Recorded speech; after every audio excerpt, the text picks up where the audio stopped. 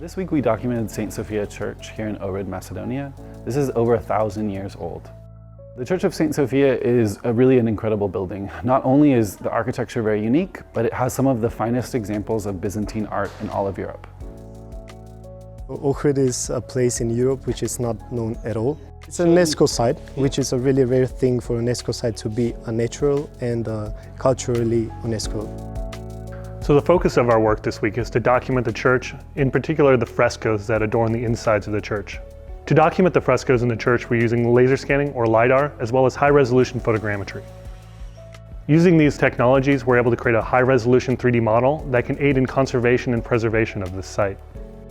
My hope is that the people which are professionally architects and archaeologists in my country would learn more about what is happening in the world and how they're conserving and documenting cultural heritage, because we have a lot of cultural heritage which is in a bad condition.